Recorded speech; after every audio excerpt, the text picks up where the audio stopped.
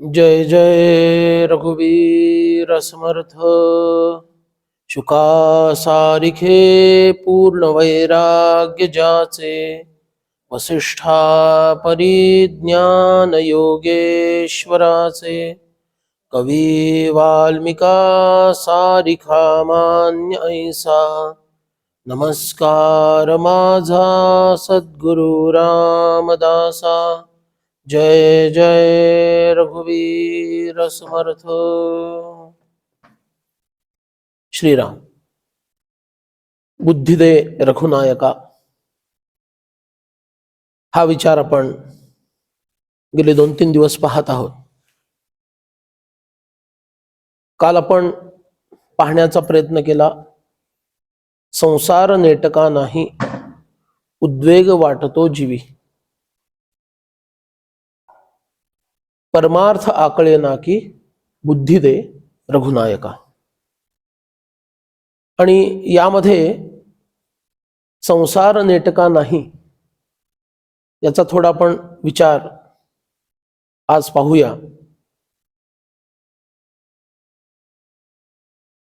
संसरती इति संसारः असा विषय काल आपण बघितला की जो सतत तुम्हाला फिरवत राहतो त्याला संसार असं म्हणतात, बरोबर। आणि त्या फेऱ्यातून चुकवणारा आहे तो परमार्थ आहे, बरोबर। पूर्वी ती रहाट गाडगी अशी लावलेली असायची आणि नदीला पाणी घालण्याची प्रक्रिया त्याने व्हायची। नदी म्हणजे त्या विहिरीत बुडलं गाडगं, ते चक्र असायचं, ते भरून वर यायचं आणि ते वर आल्यानंतर पुन्हा खाली जाताना ज्या ठिकाणी पाणी पडायचं तिथून ते शेताकडे पाणी पोचवलं जायचं। अशा पद्धतीनं रहाट गाडग्यानं ते पाणी भरणं आणि रिकामं होणं।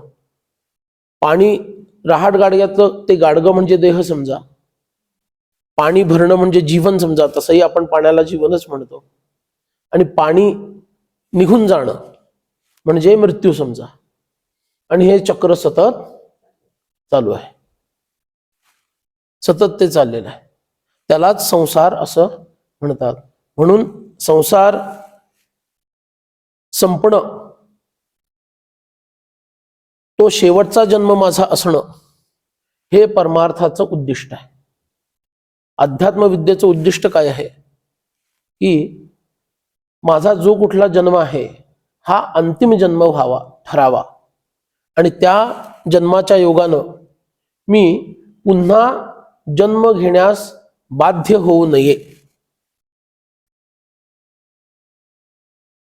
ही जी प्रक्रिया आहे त्या प्रक्रियेलाच परमार्थ असं म्हणायचं। त्यामुळं तो उद्दिष्ट, ते जे उद्दिष्ट आहे ते आपलं असायला हवं। म्हणून मोक्ष हा पुरुषार्थ सांगितला। मोक्ष सुद्धा मिळवायचा असतो। पुरुषार्थ म्हणजे काय? स्वप्रयत्नानं प्राप्त करून घेण्याची गोष्ट, त्याला पुरुषार्थ म्हणतात। आणि प्राप्त करून घेण्याची गोष्ट जी हितकारक आहे, नाहीतर लोक स्वप्रयत्नानं बरंच काही प्राप्त करून घेतात, पण ती हितकारक आहे का? तर नाही आहे। म्हणून परमपुरुषार्थ कोणता? मोक्ष हा पुरुषार्थ, हा परमपुरुषार्थ आहे। कारण त्याच्या पलीकडे आता मिळवण्याचं काही राहत नाही, कारण मुळात ती गमावण्याची क्रिया आहे। आणि जे जादाचं काही आम्ही एकत्र करून बसलो आहोत, त्या जादाच्या गोष्टी सोडून जे स्वस्वरूप आहे ते प्राप्त करणं म्हणजे ते आहेच, पण ते नसल्यासारखं झालेलं आहे। तो नसलेपणा त्याचं घालवणं म्हणजे आहे ते समोर प्रकट होतं। अशा स्थितीमध्ये त्याला आणून ठेवणं, याला मोक्ष पुरुषार्थ म्हणतात। आणि म्हणून परमार्थामध्ये वैराग्याला महत्व आहे। का? नको त्या गोष्टी ज्या गोळा करून ठेवल्या आहेत त्या सोडवत नाहीत, आणि त्यामुळं आम्ही या संसार चक्रामध्ये फक्त अडकून पडत नाही, फिरत राहतो। अडकून पडलेली व्यक्ती कधीतरी तो बंध सुटला की पळते। इथं आम्हाला विशिष्ट प्रकारचं स्वातंत्र्य दिलेलं आहे, पण त्या स्वातंत्र्याचा, परिपूर्ण स्वातंत्र्यामध्ये आपण परमोत्कर्ष करत नाही। मृगजळाच्या मागे धावणं म्हणजे संसार आहे। आणि ते मृगजळ कशाचं आहे? मायेचं आहे. कधी पती किंवा पत्नी प्रिय झाली, कधी मुलं प्रिय झाली, कधी आणखी कोणी प्रिय झालं, आणि पुन्हा त्यांची प्रिय अप्रियता कमी जास्त होत राहिली. पण कोणीतरी प्रिय होत राहिलं आणि कोणीतरी अप्रिय होत राहिलं. हे कधी संपलंच नाही. ह्याच्यापासून वैराग्य आलं, पण म्हणून दुसऱ्यामध्ये आसक्त झालेला आहे, इकडं लक्ष गेलं नाही. माणूस एखाद्यापासून विरक्त होतो कधी कधी, पण दुसरीकडे आसक्त होतो, किंवा ती आसक्ती त्याला पहिल्यापासून विरक्त होण्यास भाग पाडते, असंही होतं. याच्यात आता मला आसक्त व्हायचं आहे, जसं मला मोबाईलमध्ये आसक्त व्हायचं आहे. मला मोबाईल खुणावतो, ये जवळ ये जवळ, घे मला हातामध्ये, आणि कर जीवनाचा सत्यानाश. ते पुढचं ऐकू येत नाही, पण घे मला हातामध्ये. मग आपण काय करतो? त्याला अगदी प्रेमाने हातामध्ये घेतो, बरोबर आहे. आणि त्याला हातामध्ये घेतल्यानंतर काय होतं? मग पूर्वी जो टीव्ही बघण्यामध्ये माझी रुची होती, ती आता कमी झाली आणि आता मी मोबाईलमध्ये आसक्त झालो. असं म्हणायचं का मला टीव्ही पाहण्यापासून वैराग्य आलं? तसं म्हटलं तर ते खरं आहे, आलंच आहे वैराग्य. टीव्ही आता पूर्वीसारखा पाहवत नाही. पण म्हणून तो विरक्त झाला का? नाही. दुसरीकडं आसक्त झाला म्हणून इथून विरक्त झाला. आसक्ती न होऊ देता विरक्त होता आलं पाहिजे. नवीन कशातच रुची नाही, म्हणून सगळ्याचीच आसक्ती असणारे भगवान आहेत. भगवंताची अनेक नाव आहेत, त्याच्यात त्यांचं एक सुंदर नाव आहे कृष्ण, हे नाव आहे.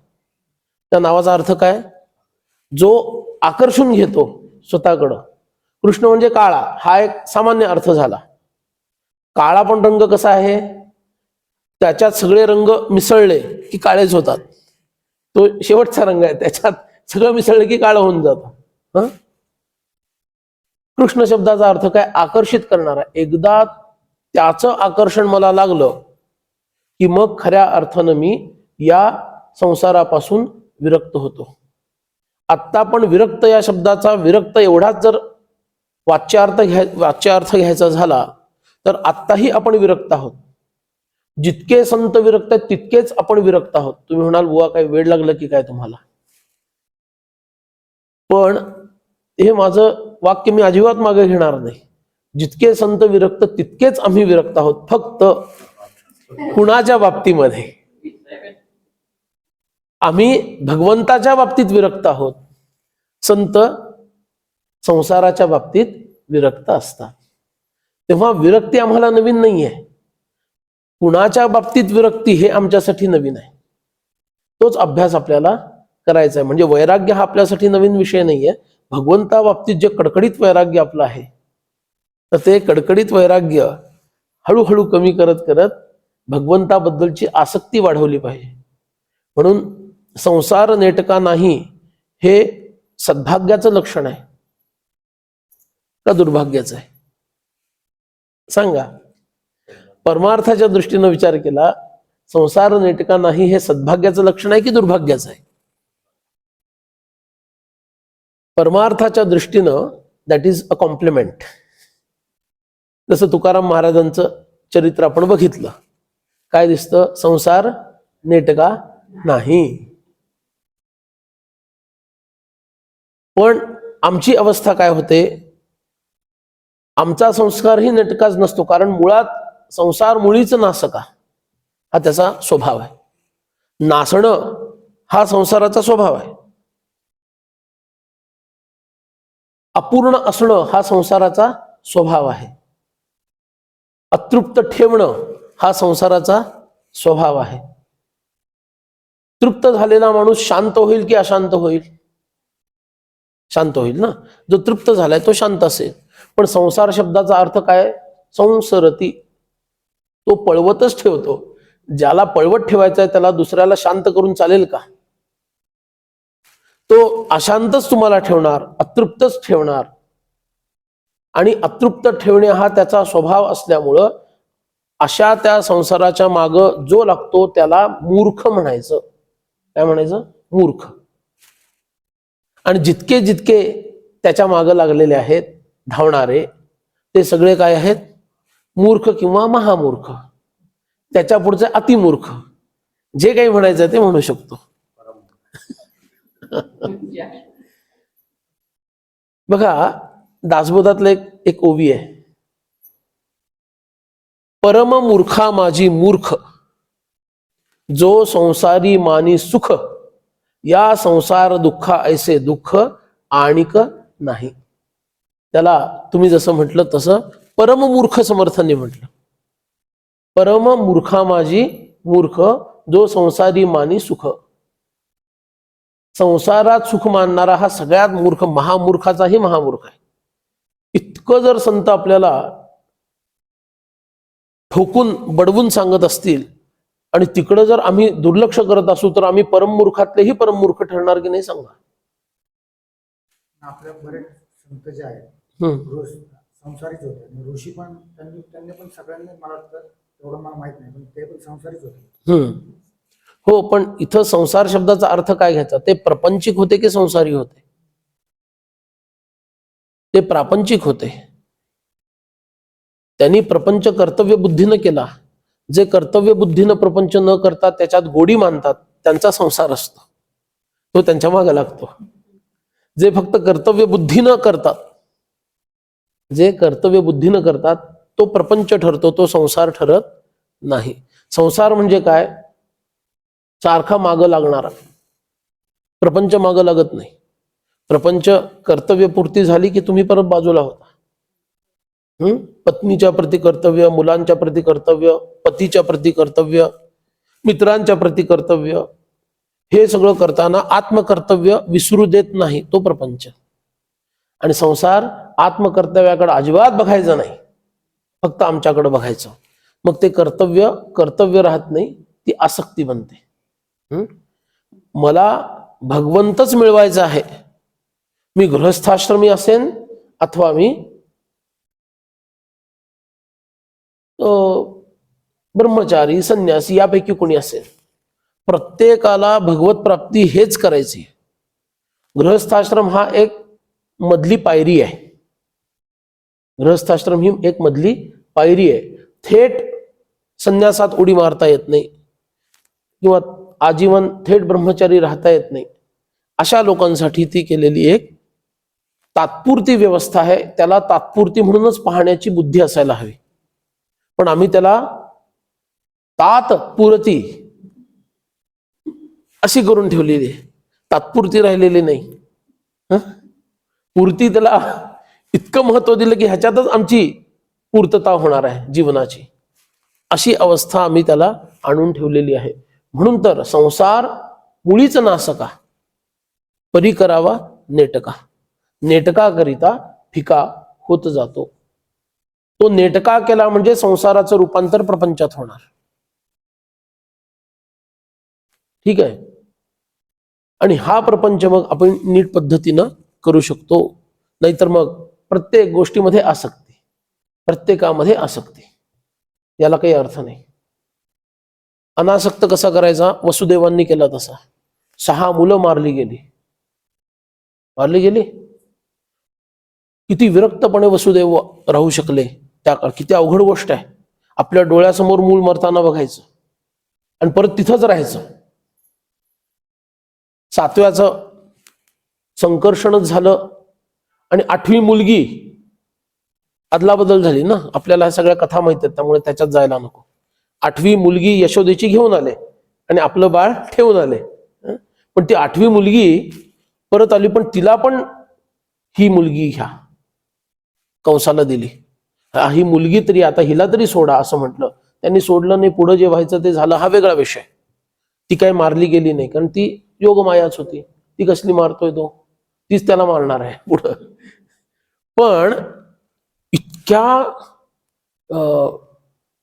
निरीच्छपणे ती मुलगी सुद्धा तो देऊ शकतो की कंसा ही घे, ही कन्या झाली आम्हाला, पण आता हिला तरी सोड. पण त्यांनी करायचं तेच केलं. त्याला जे हवं होतं ते झालं नाही, पण करायचं तेच त्यांनी केलं. पण ही जी भूमिका आहे, ही कुणाची भूमिका आहे? फक्त कर्तव्य बुद्धीनं वागणाऱ्या माणसाची भूमिका आहे. त्याच्यामध्ये आसक्ती आहे का? म्हणू शकता आसक्ती आहे? नाही. त्यांनी सत्यवचन सांगितलं होतं ना, अपत्य झालं की मी तुला देईन. त्यानं म्हणजे वसुदेवांनी सांगितलं होतं, अपत्य जर झालं तर मी तुला देईन, मी लपवणार नाही, मी फसवणार नाही. अशा पद्धतीनं 6 अपत्य दिली. 7वं तर योग मायेनंच संकर्षण केलं, त्यामुळे ते राहिलंच नाही गर्भामध्ये. 8व्याची अदलाबदल देवाच्या आज्ञेनं केली, त्यामुळं जे काही आहे ते देवाला लागलं, त्यांना नाही. पण ती कन्या त्याच्या समोर नेली आणि इतकी निरीच्छता त्यांनी त्यामध्ये दाखवलेली आहे. असं ज्याला करता आलं प्रपंचामध्ये, तो खरा काय आहे, प्रापंचिक आहे. बाकी सगळे आसक्त, आणि ती आसक्तीच काय करते, म्हणजे आपण उपायाला अपाय बनवलेला आहे. भगवंतांनी आपल्याला गृहस्थाश्रम दिलेला आहे, तो उपाय म्हणून दिला. त्या गृहस्थाश्रमाचा आम्ही अपाय करून टाकला. का? मुलामध्ये आसक्ती, मुलीमध्ये आसक्ती, विशेष म्हणजे जावयामध्ये आसक्ती. जावई बापू म्हणून जामा तो दशमग्रह, दहावा ग्रह जामात सांगितला. ती आसक्ती, जावयामध्ये आसक्ती. शिवधरगळीत एक वाक्य आहे, तिथे जावया पुण्य पाहिजे. शिवथरघळीत जावया पुण्य पाहिजे. तर आम्ही तो अर्थ, माझ्या जावया पुण्य पाहिजे, असा करून कसे आम्ही आसक्त आहोत बघा प्रपंचामध्ये. तेव्हा या आसक्तीतून दूर व्हायला पाहिजे. बरं ठीक आहे, पहिले एक 10 वर्ष होती आसक्ती, ती आसक्ती बघूनच तो आश्रम दिला ना. ठीक आहे, ती आसक्ती होती म्हणून बघून आश्रम दिला, हा आश्रम करा. आता त्याच्यातले 10 वर्ष झाली पूर्ण, 15 वर्ष पूर्ण झाली, 20 वर्ष पूर्ण झाली. निवृत्ती कधी येणार आहे, याच्यामध्ये सुख नाही, हे अनुभवानंतर तरी कळायला हवं की नको. ते ज्यांना अनुभवातून कळायची गरज नाही, विवेकानंच करतं, किंवा दुसऱ्याच ठेच मागचा शहाणा, असं ज्याला कळतं त्याला तो आश्रम दिला नाही. नको तू त्या आश्रमात जाऊ. पण ज्याला तो दिला, किंवा दुसराही त्याच्यातला एक भाग आहे, याचा अर्थ विरक्त लोक गृहस्थाश्रमी होत नाहीत असं नाही. गौतमांसारखे झालेले आहेत, आणि सगळे ऋषीमुनी विरक्तच होते, पण तरी झाले का? उज्ज्वल संतती निर्माण करण्यासाठी. ते कार्य पूर्ण झालं. मग आता, आणि त्यांना संस्कारित करणं ही जबाबदारी आहे. नुसतंच उत्तम संतती निर्माण करणं आणि राम भरोसे असं नाही, त्यांच्यावर संस्कार करणं, त्यांची जबाबदारी उचलणं, हे सगळं झालं. पण कधी त्याच्यातून मी निवृत्त होणार आहे, हे माणूस विचारात घेत नाही. म्हणून संसारी श्लाघ्यता, संसार नेटका नाही, हे ठीक आहे, पण उद्वेग वाटतो जीवी, हे वाईट आहे. संसार नेटका नाही याचा अर्थ भगवंतांनी सोय केलेली आहे माझी लवकर वैराग्य निर्माण करण्याची, बरोबर. ज्याचा संसारामध्ये सुख समाधान ज्याला दिलेलं आहे, त्याच्यासाठी वैराग्याची पायरी अजून दूर आहे. का? तो इथंच सुखी आणि समाधानी, तो कशाला वैराग्याच्या दिशेनं जाईल पुढं. पण ज्याला वैराग्य प्राप्त व्हावं असं भगवंताला वाटतं, त्याला तो त्याचा संसार बिघडवून टाकतो. मग पती पत्नीशी खार खाऊन, पत्नी पतीशी खार खाऊन, दोघं एकमेकांशी खार खाऊन, मुलं ऐकत नाहीयेत, शेजारी त्रास देत आहेत, नातेसंबंधामध्ये ओढाताण आहे. तर हे पारमार्थिक माणसासाठी फार मोठं एक भगवंतांनी दिलेलं अनुग्रहाचं दान आहे असं मानलं पाहिजे. पण माणूस तसं मानू शकत नाही, कारण त्याला त्याच्यातून सुख हवं असतं, त्या संसारातून त्याला सुख हवं असतं. आणि मग त्याच्या अपेक्षा असतात की किमान यांनी तरी मला समजून घ्यायला हवं, किमान हिनं तरी मला समजून घ्यायला हवं. आणि त्या अपेक्षांची ओढाताण सुरू झाली की मग काय होतं, संसार नेटका नाही, ओढाताण सुरू. म्हणून मना राघवे वीण आशा नको रे. जी काही अपेक्षा ठेवायची ती रामरायापाशी ठेवा, बाकी कुणाकडेही ठेवू नका. म्हणून संसार नेटका नाही इथपर्यंत ठीक आहे परमार्थाच्या दृष्टीनं. उद्वेग वाटतो जीवी, आणि त्याचं कारण दिलंय का? परमार्थ आकळे ना की बुद्धी दे रघुनायका. परमार्थाचं आकलन झालं असतं तर संसार नेटका नाही याचं सुख वाटलं असतं. जसं तुकाराम महाराजांना वाटायचं बरे झाले देवा बाईल कर्कशा. बायको अत्यंत कर्कश स्वभावाची आहे, फार बरं झालं म्हणतात ते. पण ते उघडपणे मान्य करतायत, आपल्यासमोर अभंग ठेवतायत का? म्हणजे संसार नेटका नाही याचं लक्षण आहे ते. त्यांना त्याच्यात बरं झालं असं वाटतं. का वाटतं? मायेतून सुटलो. आता ही तर योग माया नाही, ही महामाया आहे. तिच्यापासून सुटलो. मूल मेलं, बरं झालं देवा, मायेतून सुटलो. कारण पत्नीच्या मोहापेक्षा पुत्रमोह अनेक पट जास्त बांधणार आहे, बरोबर. पण तिच्या योगानं तो मिळालाय, त्यामुळं तो जास्त बांधणार आहे. त्याला त्याच्यातून सुटलो, बरं झालं देवा, दिवाळ वाजलं. पैशाच्या मागं लागणाऱ्या लोकांची काय अवस्था असते मी बघितलीये, त्यापेक्षा माझं दिवाळ वाजलं, फार बरं झालं. ही कंडिशन कधी येते? परमार्थ आकळला, परमार्थ समजला की प्रपंच नेटका नाही, उद्वेग येत नाही, आनंद वाटतो, उकळ्या फुटतात आनंदाच्या. वा वा वा वा, पांडुरंग हरी, वासुदेव हरी. म्हणून संसार नेटका नसणं, तो नेटका नसावा किंवा चांगला असेल तो बिघडवावा असं अपेक्षित नाहीये. स्वतः काही उद्योग करायचे नाहीत इथं. नाही, बुवा म्हणाले संसार चांगला असला तर वाईट असतो, आता काय करतो, माझं बरं चाललंय, आता त्याचं वाटोळच करून टाकतो. काहीतरी कारण काढतो आणि भांडण, असं अपेक्षित नाहीये. जे चाललंय ते स्वीकारता आलं पाहिजे. आत्ता असं, नंतर तसं, असाही आनंद तसाही आनंद, हे जमलं पाहिजे. म्हणजे उद्वेग आपल्या मनातला निघून जातो.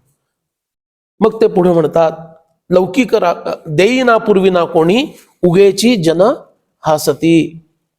लौकिक राखता येना, बुद्धी दे रघुनायका. मला काय कमतरता आहे ती पूर्ण करावी, ही तर बुद्धी कुणालाच होत नाही. आता त्यांच्या भूमिकेत जायला हवं. 12-13 वर्षाचा तो बालक आहे, तर त्या भूमिकेत जायला हवं. एक वेळची भिक्षा मागून घेतो, त्याच्यातही लोक आता त्रास द्यायला लागले. मागा झालंच आहे ना, अन्न नाही, वस्त्र नाही, सौख्य नाही जनामध्ये, आश्रयो पाहता नाही, बुद्धी दे रघुनायका. आता काय आहे? देईना पूर्वीना कोणी, उगेची जन हासती. लौकिक राखता येना, बुद्धी दे रघुनायका. मला कशाची कमतरता आहे ते बघायचं राहिलं बाजूला. अन्न नाही, वस्त्र नाही, आश्रय नाही, बरोबर, ते राहिलं बाजूला. भिक्षा जर धड मागितली तर तीही आता लोक देईना झाले. भिक्षेचं राहिलं बाजूला.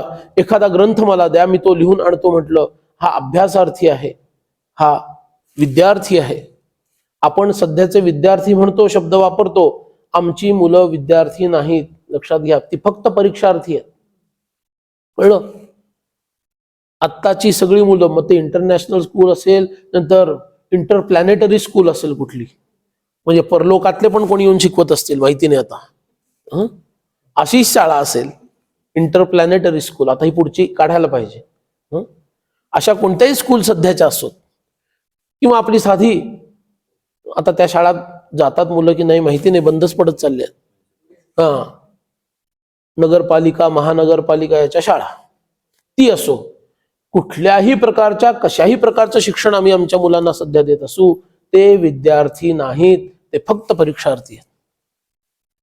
पण इथं ते विद्यार्थी आहेत, त्यांना रामायण शिकून घ्यायचं आहे, त्यांना महाभारत शिकायचं आहे, त्यांना योग वासिष्ठ शिकायचं आहे, त्यांना 18 पुराणं शिकायची आहेत, भगवद्गीता अधिक सगळे ग्रंथ शिकायचे आहेत. पण तो ग्रंथ द्या, मी अभ्यास करतो म्हटलं तर देईना, कोणी द्यायला तयार नाही. म्हणून ह्या सगळे अनुभव समर्थांनी दासबोधामध्ये उतरवलेले आहेत. त्याच्यामध्ये ते म्हणतात, ग्रंथ घरात असून स्वतःही वाचत नाही, लोकांनाही देत नाही, बांधून ठेवी बंदी, तो एक मूर्ख, त्याला मूर्ख म्हटलेलं आहे. ते दुसरा अहो तुमच्याकडे अमुक अमुक ग्रंथ आहे ना, जरा देता का वाचायला? आधी तर तो नाहीच आहे म्हणायचं. नाही परवाच आम्ही बघितला तो. हो का? हा, असेल असेल असं म्हणायचं. मग देता का? म्हटलं की नाही, सध्या मी तोच वाचायला घेतलाय. सध्या मी तोच वाचायला घेतलेला आहे. मग असा समोर दिसत नाहीये, नाही वाचून मी जागेवर ठेवतो. देईना पूर्वीना कोणी उगेची जन हासती. दुसऱ्याच्या कमतरतेवर हसणारे लोक फार आहेत कलियुगात. दुसऱ्याच्या कमतरतेवर हसू येणं ही किती वाईट गोष्ट आहे. दुसऱ्याच्या न्यूनत्वामुळं मला हसू येणं ही किती वाईट गोष्ट आहे. म्हणजे किती हलक्या प्रवृत्तीची ही व्यक्ती आहे. पण समर्थांना काय दिसलं? त्या लहान मुलाला मदत करायची राहिली बाजूला, प्रेमाने त्याला जवळ घेणं, त्याच्याबद्दल सहानुभूती ठेवणं. अरे सहानुभूती ठेवण्याच्या योग्यतेचा नाही, अभिमान ठेवण्यासारखा हा मुलगा आहे. 12-13व्या वर्षी घरदार सोडून रामरायाच्या भेटीसाठी इथं आला आणि एकट्यानं तपस्या करतोय. किती अभिमान त्या मुलाबद्दल वाटायला पाहिजे, किती आत्मीयता वाटायला पाहिजे. अरे आमच्या गावचं भूषण आहे हा, असं वाटायला पाहिजे. तर ते राहिलं बाजूला आणि ह्या मुलाला हसतायत लोक. काय उभं राहतं पाण्यामध्ये, असं कधी होत असतं का? स्वतःला फार मोठा साधू समजायला लागला. बघा त्या पायाला, आता पाण्यामध्ये उभं राहिल्यामुळं त्यांच्या पायाला मासे दंश करत असत. रामरायाच्या कृपेनं कुठल्या सापानं वगैरे दंश नाही केला. 12 वर्ष हे केलेलं आहे. त्यामुळे शेवटपर्यंत असं म्हटलं जातं की त्यांच्या पायावर अशा दंशाच्या छोट्या छोट्या खुणा राहिलेल्या होत्या. आणि कमरेखालचा किंवा नाभीखालचा भाग तसे ते गोरे पान होते, पण त्यातल्या त्यात अधिक तो जास्त गोरा दिसायचा. कारण 6-6, 8-8 तास पाण्यात उभं राहिल्यामुळं तो भाग जास्त गोरा त्यांचा दिसायचा आणि त्याच्यावर दंश केलेलं दिसायचं. आता ही विनोदाची गोष्ट आहे, हसण्यासारखी गोष्ट आहे की अभिमानाची गोष्ट आहे? अरे काय इतका बालयोगी हा, आम्हाला जे जमू शकत नाही तो हे करून दाखवत. पण त्याला चिडवायचं, त्याच्यात न्यूनत्व दाखवायचं. त्या स्थितीमध्ये कधीतरी मनामध्ये त्यांच्या असा उद्वेग उत्पन्न होत असे. द्यायला तरी कुणीच तयार नाही, काय कमतरता आहे तीही पाहायला तयार नाही. देईना पूर्वीना कोणी उगेची जन हसती. आणि मी ह्यांच्या आडवं येत नाही, कधी त्रास देत नाही, त्यांना काही म्हणत नाही, आणि तरीही हे मला हसतात, मला त्रास देतात. लौकिक राखता येना बुद्धी दे रघुनायका. लौकिक म्हणजे साधकाचा लौकिक जो असतो. इथं लौकिक, पारलौकिक, पारमार्थिक या अर्थानं लौकिक शब्द घ्यायचा नाही. लौकिक म्हणजे आपला साधकाची जी एक कठोर भूमिका असते, ठाम भूमिका, ती मला टिकवता येत नाही रामराया. असे लोक जर चिडवत असतील तर मी एकतर क्षमाभावाने त्यांच्याकडे बघायला हवं किंवा मग निर्धारानं त्यांच्याकडे बघायला हवं की तुम्ही काय करायचं ते करा, मला फरक पडत नाही.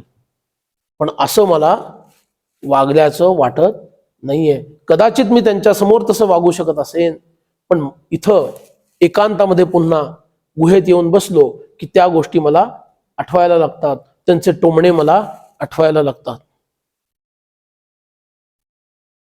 बघा आता तुम्ही स्वतःकडे बघा, मी माझ्याकडे बघतो. अर्थात आपण जपाला बसतो, ध्यानाला बसतो, त्याच्यानंतर कोणी आपल्याला जर काही टोमणा मारला असेल, पण आत्ताचा ताजा ताजा टोमणा पाहिजे असंही काही नाहीये. अगदी जुना पुराणा 1 वर्षापूर्वीचा पण टोमणा असेल, तो सुद्धा अगदी ताजा ताजा आपल्या समोर येतो ना. असा का होतं असं? कारण ज्या गोष्टी मनाला लावून घ्यायच्या नसतात त्या गोष्टी मनाला लावून घेतल्याशिवाय आपण शांत राहत नाही, आणि ज्या गोष्टी मनावर घ्यायच्या असतात त्या गोष्टी चुकून सुद्धा आपण मनावर घ्यायचं, मनात आणत नाही. क्षमाभाव मनावर घ्यायला हवा, तो आम्ही मनात आणत नाही. अपेक्षा सोडून द्यायला हव्यात, त्या धरून ठेवल्याशिवाय आम्ही राहत नाही. किती अशा गोष्टी सांगता येतील. आणि हे असं झाल्यामुळं जेव्हा एकांतामध्ये मी तटस्थपणे माझ्याकडे बघतो, आता असं काही होत असल्यामुळं बऱ्याच वेळेला आपण आंतरपरीक्षाच नको करतच नाही. कोण सांगितले आंतरपरीक्षा करायला? परत सगळे आपले दोष दिसायचे. हं, बरोबर. माणसं स्वतःचे दोष बघायला घाबरतात. मी कुठं कमी पडतो हे बघायला घाबरतात. का? मी छान आहे, मी मस्त आहे, मी उत्तम आहे, असंच त्याला इतरांनी माझ्यासाठी म्हणावं असं वाटत असतं. आणि ते त्यांनी म्हटलं की ह्याला स्वतःला जो जाणवलेला दोष असतो तो पण आता दोष जाणवायचा बंद होऊन जातो. त्याच्यासाठी हा प्रयत्न असतो. त्याचं त्याला कळलेलं असतं मी इथं चुकलोय, पण दुसऱ्यानं म्हटलं आणि ते त्यानं जाणवू दिलं नाही किंवा त्यालाच जाणवलं नसल्यामुळे नाही त्यांनी सांगितलं, मी त्याच्यावर हुरळून जातो. वा, म्हटलं मला तो काही दोष दिसला होता पण तसं काही त्याला वाटत नाहीये, मग ठीक आहे. अशा या मनाच्या चलाखी आपल्या असतात. या चलाख मनाला बुद्धीच्या शक्तीनंच खाली दाबून ठेवायचं असतं. म्हणून भगवान वामन ही बुद्धी आहे असं समजा आणि बळी ही मन आहे असं समजा. आणि त्या बुद्धिरूपी वामनाने जेव्हा ती विराट होते, आता आपली वामन आहे म्हणजे छोटी आहे बुद्धी, तिला विराट बनवायची आहे. हं, त्या वामन बुद्धीला विराट बुद्धी बनवायची. ती विराट बुद्धी झाली कि मग ती बरोबर बळीच्या डोक्यावर पाय ठेवणार आहे, म्हणजे त्या मनाला नियंत्रित करणार आहे. जसं गणपती बाप्पा आहेत ते मोठे आहेत आणि उंदीर छोटा आहे. उंदीर कुरतडतो ना, मन पण कुरतडतं. मग त्या उंदराला नियंत्रित कोण करतं? भगवान गणेश त्याला नियंत्रित करतात. म्हणजे त्या मनाला नियंत्रित करून त्याच्यावर आरूढ होतात. ते कोण आहेत? गणेश आहेत, बुद्धीची देवता. म्हणून उंदीर मन माना आणि बुद्धीची देवता साक्षात गणेश आहे ही माना. आणि उंदरावर गणेश बसले त्याचा अर्थ मनावर बुद्धीचं अधिराज्य म्हणजे विवेकाचं अधिराज्य असायला हवं. कारण मन कुरतडणार असतं आणि बुद्धी आमोद प्रमोद देणारी असते. जसं गणपतींना बघितल्यानंतर मन प्रसन्न होतं, उंदीर बघितल्यानंतर कसं वाटतं? बरोबर आहे. तसं मन आहे. मन उंदरासारखं आहे, बुद्धी गणपतींसारखी आहे. म्हणून लौकिक राखता येणं हे जे त्यांना दुःख आहे ते काय आहे? एकतर माझा क्षमाभाव तरी तुम्ही वाढवा, नाहीतर माझा निर्धार तरी वाढवा. काय कोण वाटेल ते विरोध करो, काय वाटेल ते होऊ दे, मी नको त्या गोष्टी मनावर घेणारच नाही. पण होतं का हो असं? बोलणं सोपं आहे, प्रवचनात सांगणं तर सगळ्यात सोपं आहे. असं होता होत नाही. का? मला छान म्हणावं ही आमची पूर्वीपासूनची भूमिका आम्ही वठवलेली असते. मला सगळ्यांनी छान म्हणावं. बघा, तुम्हाला आवडलेला एखादा ड्रेस तुम्ही घेऊन आला आणि दुसऱ्याने म्हटलं काय काय ध्यान, आधीच ध्यान त्याच्यात काय कपडे घालून आलेलं आहे. आणि ते तुम्ही स्वतः जाऊन 10 दुकानामध्ये 100 कपडे तपासून 101 तो निवडलाय असं समजा. ते कापड तुम्ही स्वतः. आणि जर त्रयस्थ कोणी असं म्हटलं, अरे नाही काय आजच्या दिवशी जरी चांगलं घालायचं, नवीन वस्त्र म्हणून त्यांनी आणलेलं आहे, ताजं तवानं आत्ता आणलेलं आहे. आणि तर जर त्याला असं कोणी काही म्हटलं तर कसं वाटेल? वाईट वाटेल का? त्याला आवडलेलं वस्त्र आणि माझ्या वस्त्राला वाईट म्हटलं म्हणजे जणू काही मलाच त्यांनी वाईट म्हटलं. ते वस्त्राला वाईट म्हटले ना, तुला का वाईट वाटलं? कारण त्याच्याबद्दलची आसक्ती. ज्याच्याबद्दल आसक्ती नको त्याची आसक्ती आम्हाला वाटायला लागते. लौकिक राखता येणं म्हणताना हा अर्थ आहे की मला माझा निर्धार पक्का ठेवता येत नाही, मला माझी क्षमाशीलता वाढवता येत नाही. म्हणून ते म्हणतात, असं झाल्यामुळं माझी अवस्था अशी झालीये, पिशुणे वाटती सर्वै कोणीही मजला नसे, समर्था तू दया सिंधू बुद्धी दे रघुनायका. साधकाच्या जीवनात एक अशी अवस्था येते की ज्याला म्हणजे त्या साधकाला कुणाबद्दलच आत्मीयता राहत नाही, आंतरिक दृष्टी न राहते, सगळ्यांमध्ये तोच राम आहे अशी. पण जसा काल आपण तो गीतेतला श्लोक घेतला, विविक्त देश सेवित्वम अरती जनसंसदी, लोकांमध्ये अरती नावड निर्माण होते, लोकांमध्ये जावं बसावं एखादा विषय बोलावा याची इच्छाच त्याला राहत नाही. अरती जनसंसदी, सर्वसामान्यांमध्ये बसावं असं त्याला वाटत नाही. हा संत असतील तर तिथं जावं, तिथं जाऊन संत ते कथा धावे, संत पाहिले की तो धावायला लागतो आणि त्याचं मन हेलावे, मन त्याचं हेलावायला लागतं. नमस्कारी सर्व भावे, तो सत्वगुण, हे सत्वगुणाचं लक्षण आहे. आपण तपासावं स्वतःला, मला कशा लोकांमध्ये बसलेलं आवडतं. कधी कधी असंही असतं, साधू संतांमध्ये पण जायला आवडतं आणि पूर्वीचे मित्रमैत्रीण असतात त्यांच्याही मध्ये आवडतं आणि त्यानंतर एकांतात पण आवडतं. म्हणजे अजून तो परिपक्व झालेला नाही.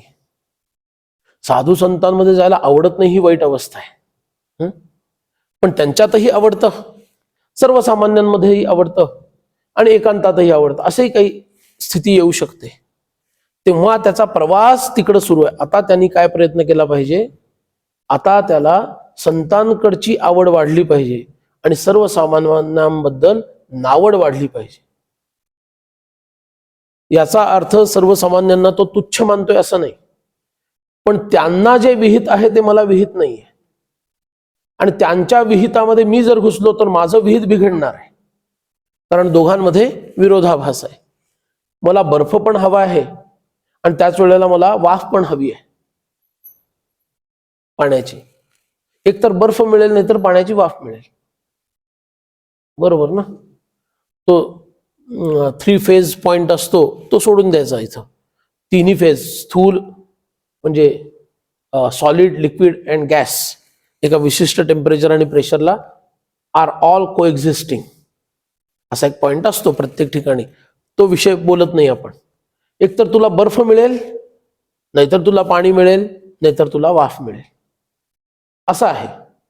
ठीक आहे, मला लोकांमध्येही छान वाटतं आणि मला संतांमध्येही छान वाटतं. याचा अर्थ तो अजून त्याचा रजोगुणही टिकवून आहे आणि थोडासा सत्वगुण असल्यामुळं त्याला संतांमध्ये जायला आवडतं. आता तुम्हाला जर तुमच्या मनाचं शिफ्टिंग तमोगुणातून रजोगुणाकडं, रजोगुणातून सत्वगुणाकडे करायचं असेल तर आपोआपच तामसी लोक आणि राजसिक लोक यांच्याबद्दल तुम्हाला अरुची निर्माण होईल. अरतीही जनसंसदी, इथं जनसंसदी शब्दाचा अर्थ रजोगुणात्मक लोक, राजसिक मनोवृत्तीचे जे लोक असतात त्यांच्याबद्दल अरती मनामध्ये येते. बघा एक उदाहरण बघा, भगवान श्री रामचंद्रांनी सुग्रीवाचं काम करून दिलं, त्या वालीला मारलं, तोपर्यंत तो कुठं आहे, रामराया रामराया रामराया रामराया, उठता बसता नुसतं रामराया रामराया रामराया सगळं चाललेलं आहे. जोपर्यंत वालीला मारलं नाही तोपर्यंत. एकदा वाली मेला, त्याच्यासमोर तो एकदा रडला सुग्रीव, आणि त्यानंतर मी पण जीव देतो वगैरे असं, तुम्हारे बिना मैं जी नाही सकता भैया वगैरे असं म्हणून मी पण जीव देतो वगैरे डायलॉग मारले. सगळ्यांनी त्याला थांबवलं. आता तू पण मरशील तर इथं राजा कोण होणार. त्याला राजा बनवलं आणि एकदा तो राजा बनला, कुठला रामराय आणि कुठलं काय. आता कामिनी कांचनामध्ये तो जाऊन पडला आणि आता फक्त त्याला त्या 2च गोष्टी दिसत आहेत, बाकी काही दिसत नाही. गेले रामराय गायब झालं ना असं. म्हणजे काय, थोडासा सत्वगुण होता त्याच्यामुळे रामराय भेटले, त्याचं भाग्य, पण त्याला तो टिकवता आला नाही. मग त्याला दणका दिला, नंतर तो सरळ सुतासारखा सरळ झाला. लक्ष्मणांनी दणका दिला. आमच्या बाबतीत असं होतंय का, हे कुणी बघायचं का? लक्ष्मण येतात त्याची वाट बघायची. तेवढेही भाग्य आपलं आहे का? बघा, अरती जनसंसदी ही माझी स्थिती झाली आहे का? एखाद्याचा फोन आला नाही तर आम्हाला कसं होतं, बरं वाटायला पाहिजे. अरे बापरे, यांचा फोन नाही आला, आता 2 महिने झाले अमक्या अमक्याचा फोन नाही आलाय, या वेळेला जर फोन आला तर तो किमान पाऊण तास माझा खाणार आहे, याला पाऊण मिनिटात कसं काय निपटायचं? तुम्ही म्हणाल बुवा हे परमार्थ सांगताय का तुम्ही, काय सांगताय काय नेमकं? पण पारमार्थिक माणसाला हा विचार करायला हवा. त्याचा एक एक क्षण महत्वाचा आहे, ते एक एक मिनिट महत्वाचा आहे. कारण 2 महिन्यानंतर फोन येणारा काही लगेच शांत बसणार आहे? तो वाट बघून, आता मस्त वेळ आहे बघूनच फोन करणार ना तुम्हाला. याचा किमान 1 तास तरी खायचा आहे आपल्याला. त्यांनी खूपच घाई केली तर पाऊण तास, त्याच्या खाली नाही. पण अरती ही जनसंसदी अशी ज्याची स्थिती झालेली असते, ती व्यक्ती अशा लोकांमध्ये गुंतत नाही. आणि मग ती स्थिती काय असते? पिसुणे वाटती सर्वे. पैशून्य म्हणजे तिटकारा. नको हे लोक मला असले, माझ्या जवळच नको. नारदांचंच भक्तिसूत्र एक पुन्हा सांगतो बघा, सगळं कसं पॅरलल चाललेलं आहे. नारदांचं एक भक्तिसूत्र फार महत्वाचं आहे. ते म्हणतात, दुःसंगः सर्वथैव त्याज्यः. दुष्ट संग कुठल्याही परिस्थितीमध्ये त्याज्य. आणि इथं दुःसंग याचा अर्थ रावण आणि कंसासारखेच लोक पाहिजेत असं नाही की तो दुःसंग आहे. दुःसंग याचा अर्थ भगवंताबद्दल प्रेम नसणारी माणसं. ते दुष्ट नसतील, ते लोक दुष्ट नसतील, पण भक्ताच्या आणि साधकाच्या दृष्टीनं तो प्रत्येक संघ हा दुःसंग आहे, जो संघ त्यांना प्रपंचामध्ये गुंतवतो, संसारामध्ये गुंतवतो. तो प्रत्येक संघ दुःसंग आहे. म्हणून आपण स्वतःला तपासावं. आता गणपती जवळ येणारच आहे, त्याच्यानंतर नवरात्र आहे, त्यानंतर आवडता दसरा, त्यानंतर कोजागरी पौर्णिमा, त्यानंतर दिवाळी. आपण सगळ्याला देवाला जोडलेलं आहे. का जोडलं आहे? लोक एकत्र येतील, देवाच्या निमित्तानं एकत्र येतील, आणि तेवढं तरी त्यांच्यामध्ये सात्विक भाव तेवढा तरी जागृत राहील. म्हणून आपण या आपल्या संस्कृतीनं प्रत्येक गोष्ट देवाशी जोडली ना. पण आपण इतके हुशार आहोत की त्या देवाला हळूच बाजूला करतो. गणपती म्हटलं की मोदक पाहिजे, गणपती राहिले बाजूला. आमची भक्ती इतकी उत्तम आहे की गणपती त्यातलं एकही घेणार नाही, पक्का विश्वास आहे. 21 मोदक 21च्या 21 जसेच्या तसे शिल्लक राहणार, पक्का विश्वास आहे. मग ते संपवायचे कोणी? शेवटी आम्हालाच संपवावे लागणार ना. गणपती आले की मोदक. देवीचं नवरात्र काही लोक उपवास करत असतील, आणि जे उपवास करत नाहीत ते उपवास करणाऱ्यांना चिडवत मस्त काहीतरी ग्रहण करणार. आज अमुक, उद्या तमुक. आणि हल्ली नवीन एक काढलेला आहे फॅड, या दिवशी साडीचा हा रंग. मग तेवढ्या पाहिजेत 9 प्रकारच्या. आहे ना असं? व्यापाऱ्यांची चंगळ. आणि आमचे लोक देवीच्या नावाखाली नवऱ्याचा खिसा रिकामा करायचा. मग ती साडी परत वापरायची का? ते परत पुढच्या वेळेला बत्ती जुनी कशी वापरता येईल, परत नवीन घ्या. देवाच्या नावाखाली आम्ही काय करत आहोत, इकडं आमचं लक्ष आहे का? ह्या वृत्तीच्या सगळ्या लोकांना दूर ठेवणं. आणि दिवाळी तर बोलायचंच नाही आहे. कडबोळी आहे, चकली आहे, याच्यासाठी दिवाळी. आणि आता लक्ष्मीबद्दल प्रेम आहे म्हणून लक्ष्मीपूजनाचं महत्व. नाहीतर यमद्वितीया संपेपर्यंत घर सोडलं असतं का कोणी? जसं लक्ष्मीपूजन आजच्या संध्याकाळचं झालं, उद्याच्या सकाळी नवऱ्याला एकदा बुचकाळून काढलं, पाडवा एकदा का ते झालं काम की लोक भटकायला मोकळे. बरोबर.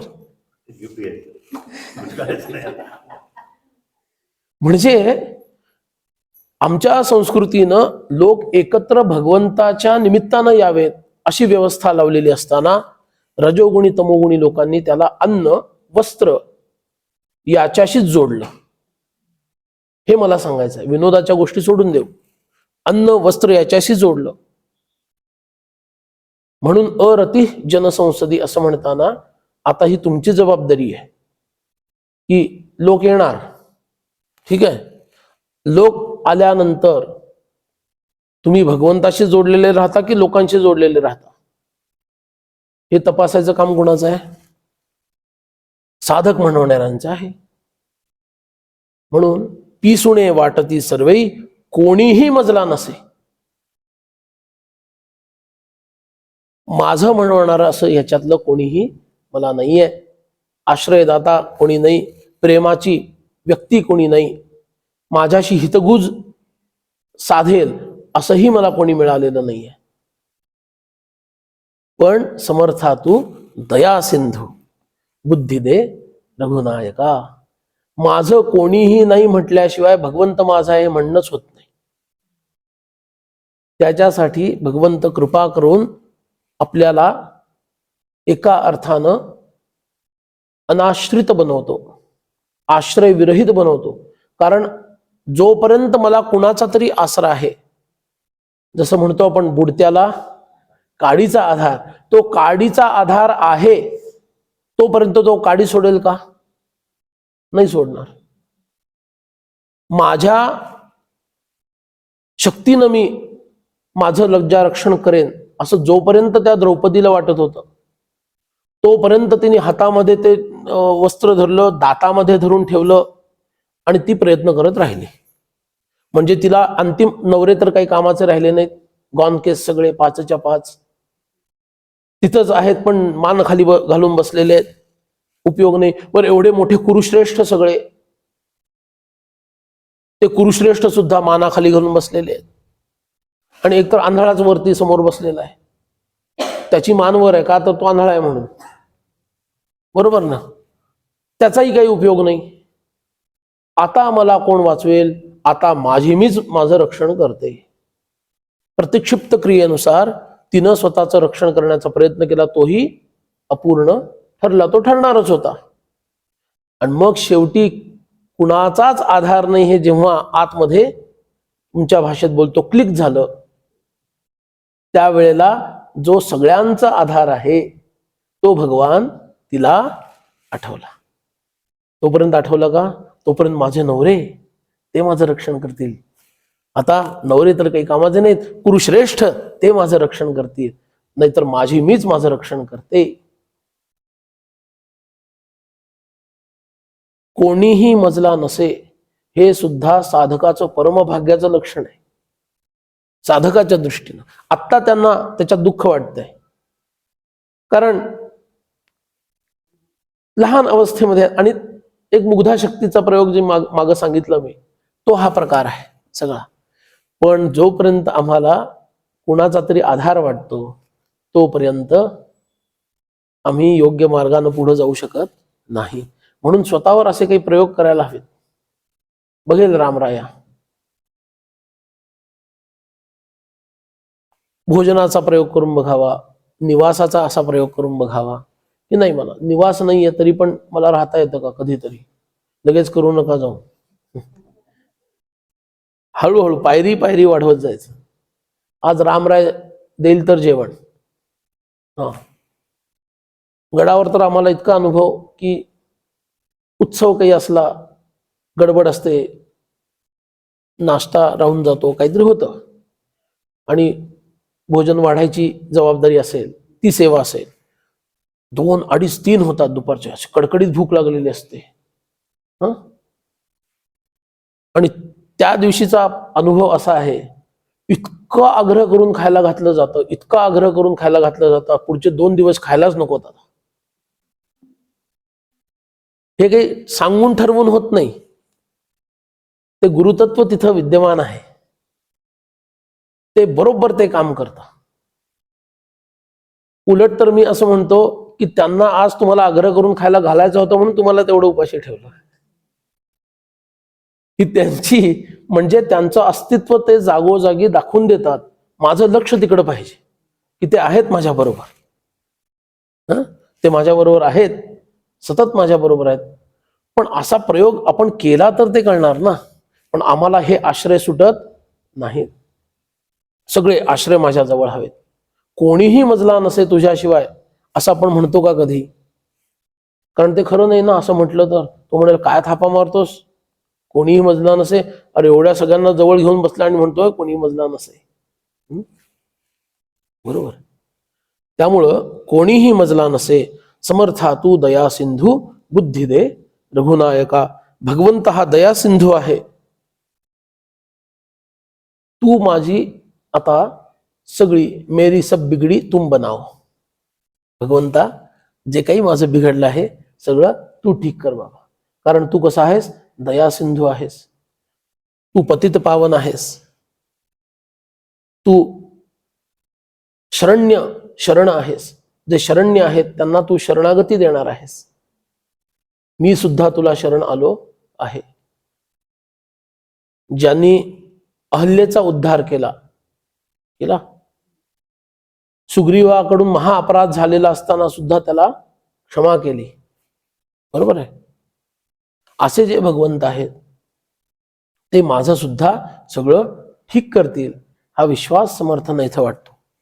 कारण ते दया सिंधू आहेत.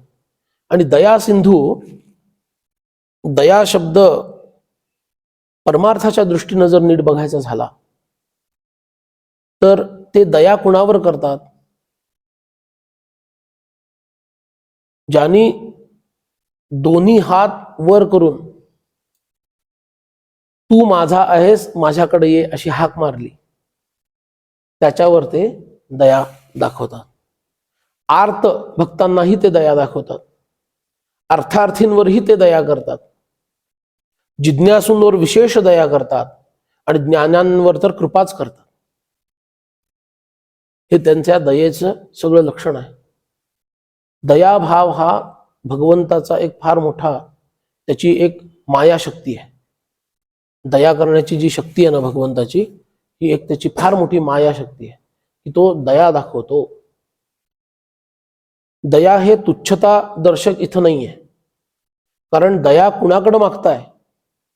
पण दयेची याचिका शब्द ऐकला असेल तुम्ही, आपलं लक्ष तिकडच जातं.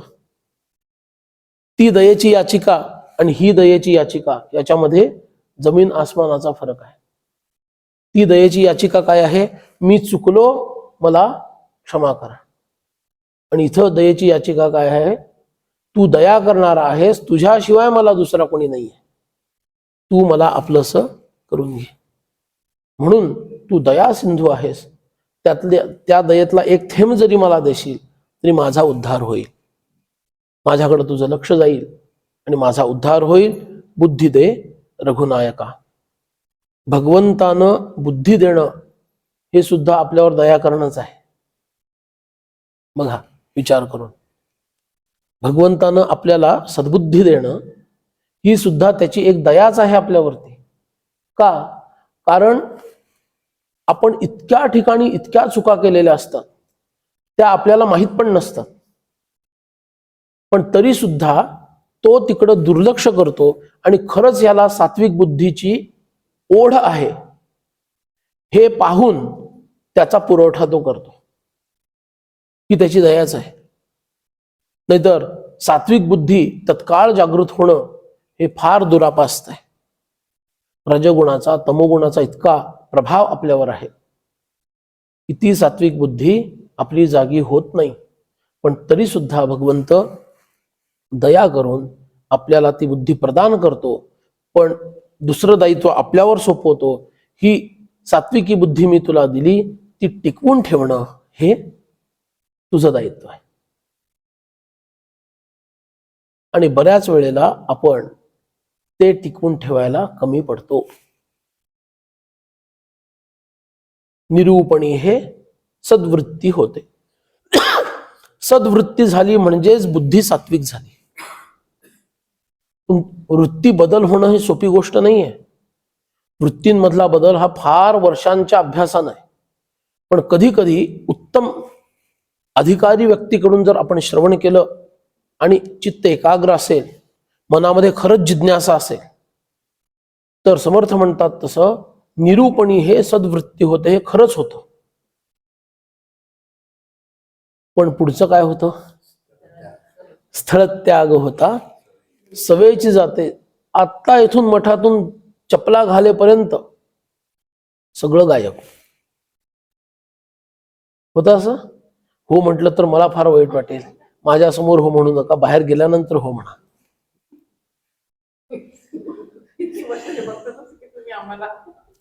सवयीची जाते. निरूपणी हे सद्वृत्ती होते, स्थळत्याग होता सवयीची जाते. तो दया सिंधू आहे. लक्षपूर्वक जर आपण सद्ग्रंथांचं अध्ययन वाचन केलं, एखाद्या उत्तम वक्त्याकडून श्रवण केलं, तर तुमची वृत्ती लगेच ताळ्यावर येते. पण स्थळत्याग होता सवयीची जाते, हे आपलं दुर्भाग्य आहे. ती आपण टिकवून ठेवत नाही, कारण आपण श्रवण यांत्रिक पद्धतीनं मानतो.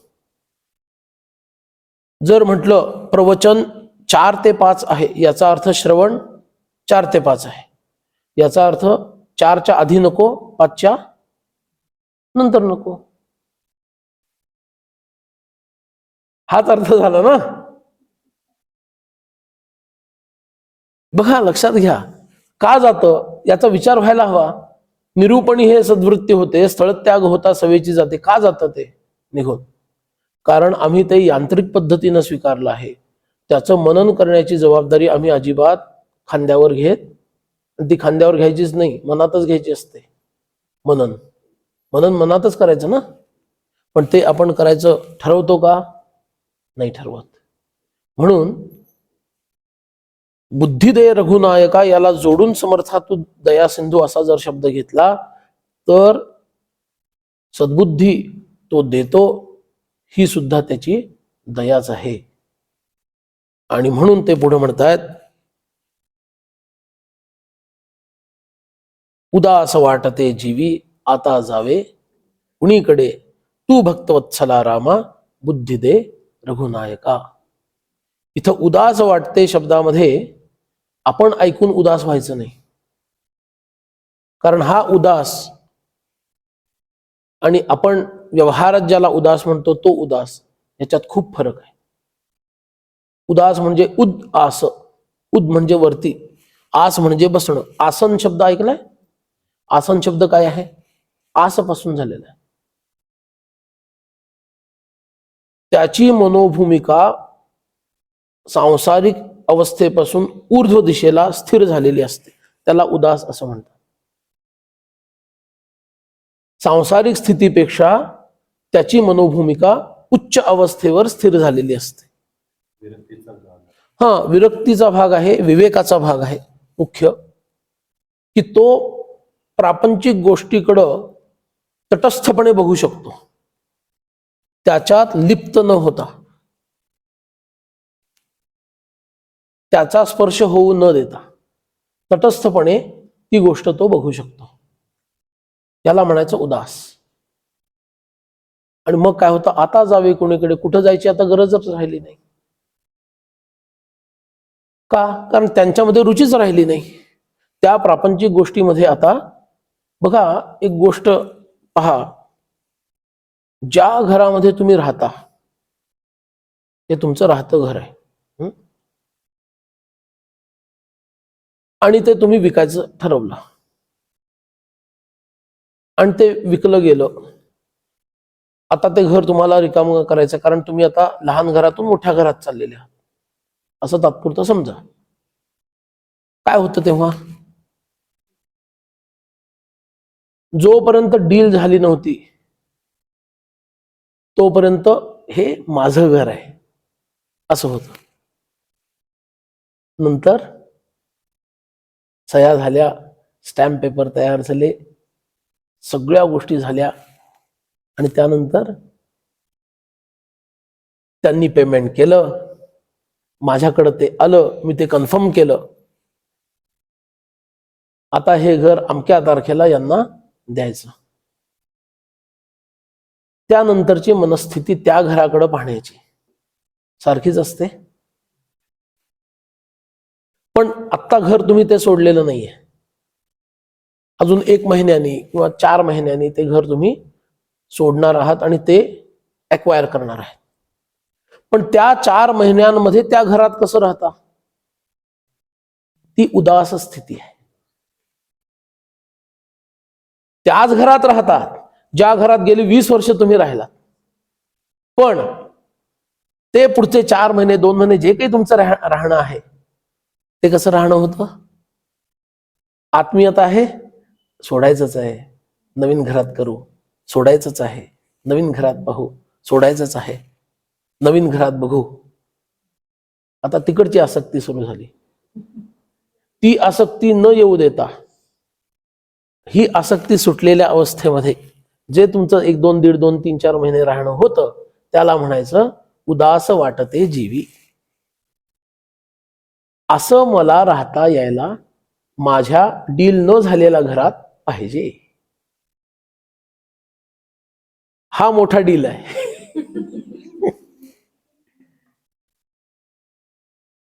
हे उदास राहणं जेव्हा जमलं तेव्हा तुम्ही जिंकला. निम्म युद्ध इथं संपलं गृहस्थाश्रमाचं. म्हणजे एखादा साधू कसा असतो, आज 2 दिवस इथं, उद्या 2 दिवस तिथं, त्याला हे माझं वाटतं का असं कधी? म्हणजे त्याला वाटलं तर मग अवघडच आहे, मग काय विषयच नाही मग. हं? माझं असं त्याला काही वाटत नाही. तसंच ज्या वेळेला साधकाचं होतं त्यावेळेला त्याला उदास स्थिती, आणि फक्त ही घराच्या बाबतीत नाही, प्रत्येक नात्याच्या बाबतीत, प्रत्येक वस्तूच्या बाबतीत इतकंच नव्हे, स्वतःच्या देहाच्या बाबतीत सुद्धा तो अवघड विषय आहे. पण शेवटी तिथपर्यंत पोहोचल्याशिवाय पुढचा मार्ग बंद आहे. म्हणून उदास वाटते जीवी, आता जावे कुणीकडे. आता कुठं जायचं राहिलंय? काही कुठं जायची गरज नाहीये. तू भक्त वत्सला रामा, बुद्धी दे रघुनायका. अशा भक्तांचा तू वत्सल आहेस. हा सर्व विचार अधिक प्रकर्षानं उद्या बघूया आणि पुढचाही विषय उद्या बघूया. आज इथंच विराम घेऊया. जय जय रघुवीर समर्थ.